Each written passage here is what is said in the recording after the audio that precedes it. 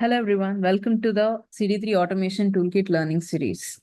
In this video, we will learn how to connect our toolkit container to OCI tenancy to authenticate, create, or export resource APIs. I have already launched my toolkit container. Please check out the previous videos in this playlist to learn how to launch the container. So this is my toolkit container. And after successful installation of the toolkit, you'll see two folders, OCI tools and tenancies inside the container. And to connect this container to the OCI tenancy, we have to add required configuration details in tenancyconfig.properties file. This file is located under OCI tools, CD3 Automation Toolkit, user scripts folder. You can see the tenancyconfig.properties file is here.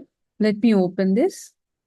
When you launch the CD3 Work VM on OCI with Deploy to Cloud button, the toolkit fetches the details for prefix, tenancy OCID, region, and user OCID and populates in this file. By default, it takes tenancy name as prefix. When launching CD3 container manually, these details have to be updated by users. Now I'll change the prefix to CD3 demo. You can leave it as is. If you want to manage multiple environments, use unique prefixes for each environment like prod, non-prod, etc. and execute the tenancy config script separately. For users updating tenancy OCID and user OCID manually, let me show you where to get the values from.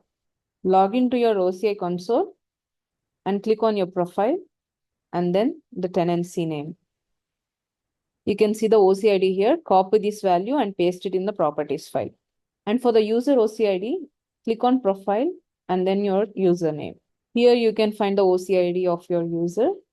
For the region value, you need to add the region identifier. Open the OCI regions and availability domains page. I'll paste the link in description below.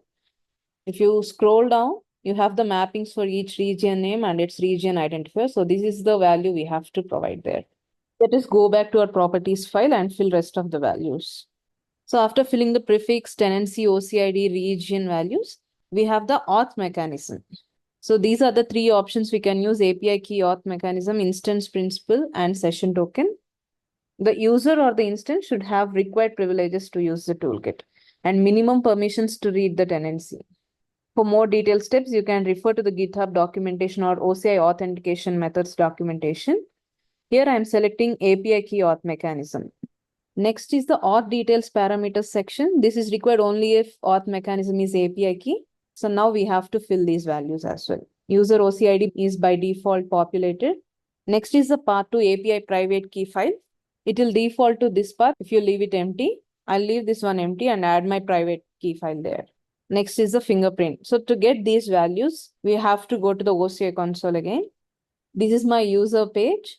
If you scroll down to the left under resources, you can see API keys. Click on add API key. Here you can generate a new API key pair or choose an existing public key file. I'll generate a new API key pair and download these files and click on add. You can see the configuration file preview here. Copy the fingerprint value and paste it in the properties file. And you have to copy the downloaded private key inside the container and provide the path here. I have placed my private key under this path, so I'll leave this field empty. To use instance principal or session token auth mechanisms, you can follow the GitHub documentation. Next, we have the deployment parameters. Under this, you have a parameter called out directory structure file, which will enable you to place the generated Terraform TF-WARS files in separate service out directories under the region folder. This grouping can be helpful when managing large number of resources. Alternatively, you can choose to keep all the Terraform files for different services directly under the region file by uncommenting this. I'm choosing the multiple out directory structure. So this value is basically the path to our out directory structure properties file. I'll show the file in a while. Next, we have an option to choose which IAC tool to be configured. Terraform or OpenTofu are supported currently. Default value is Terraform. If you have to use OpenTofu, just specify as Tofu here. I'll use Terraform for this demo. You can add SSH key for launched instances. I'm skipping this section for now. Next, we have the option to configure advanced DevOps parameters to execute the toolkit with Jenkins. So the toolkit can be executed via CLI or Jenkins. You can skip this section if you're planning to execute via CLI. We'll see how to do the setup for Jenkins in this demo. I'll add all the required parameters. So this section enables you to create an object storage bucket for remote state management and a DevOps project and repository for the generated Terraform files and a notification topic for the repository. And all these resources will be created in the region specified above. So first we have to provide a compartment OCID where these resources will be created.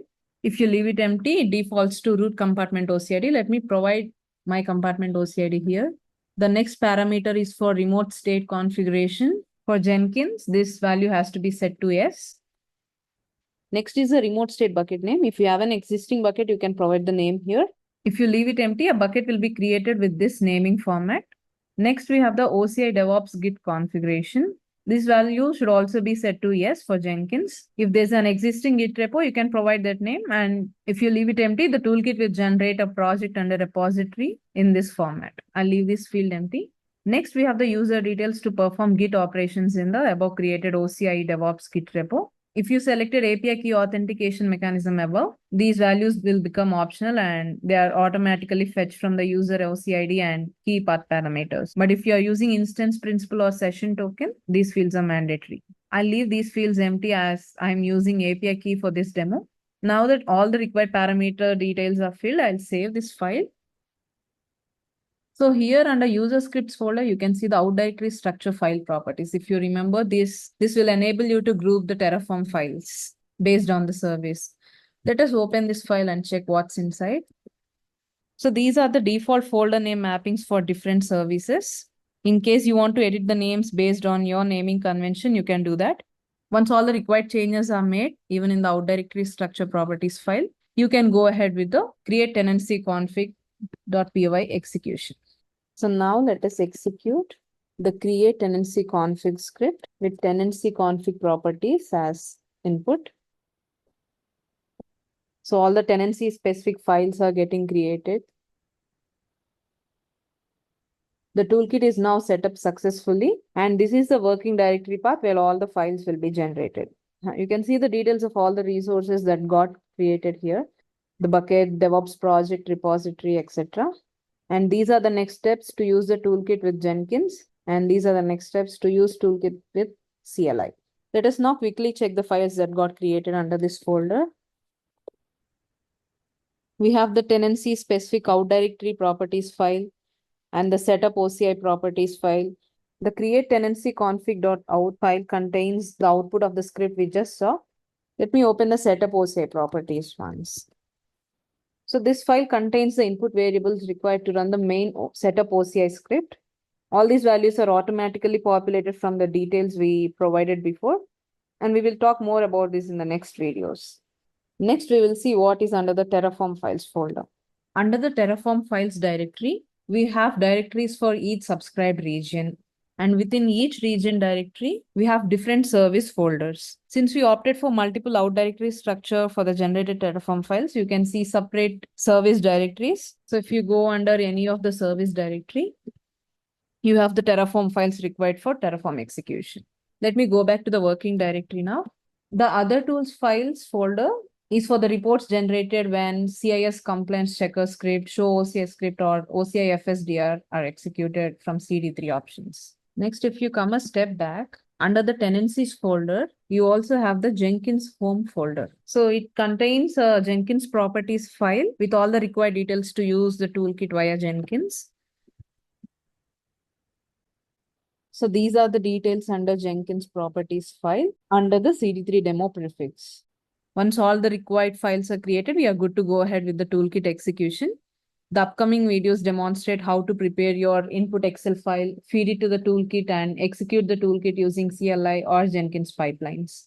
Hope you found this video useful. Please check the description for the links I mentioned during the video. Let us know of any feedback in the comments or through our GitHub page. Thank you.